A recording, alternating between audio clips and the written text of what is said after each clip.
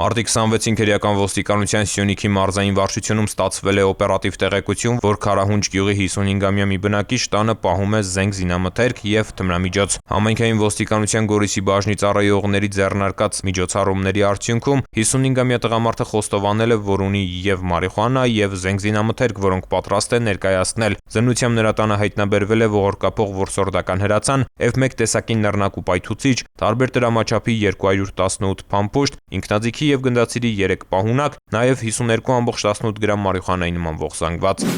Արարատի մարզի քերեական ոստիկանները մարտի 26-ին օպերատիվ տեղեկություններ են ստացել, որ Խոսրովի պետական արգելոց ուղեկալներից մեկում Նիվա Մակնիշի ավտոմեքենայի վարորդը ինքնաձիգ է թողել։ Քերեական ոստիկանները մեկնել են նշված վայր, աշխատակիցները հաստատել են, որ Նիվայի վարորդը ուղեկալում թողել է ինքնաձիգ, որը պատրաստ են ներկայացնել։ Ձեռնարկված օպերատիվ հետախուզական միջոցառումների արդյունքում պարզվել է, որ ինքնաձիգը պատկանում է ՎԱԶ-2121-ի 42-ամյա ուղևորին։ 42-ամյա տղամարդը տեղափոխվել է ձերբակալվածների պահման վայր, իսկ ՎԱԶ-2121-ը տեղափոխվել պահպանվող հատուկ տարածք։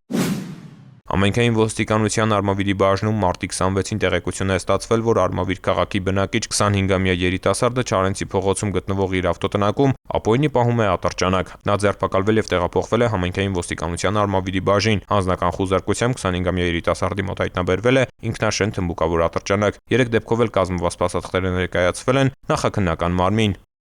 Ծանուցում ենթադրյալ հանցանքի մեջ կասկածվողը կամ մեղադրվողը համարվում է անմեղ, քանի դեռ նրա մեղավորությունը ապացուցված չէ Հայաստանի Հանրապետության քերեական դատավարության օրենսգրքով սահմանված կարգով, դատարանի օրինական ուժի մեջ մտած դատավճռով։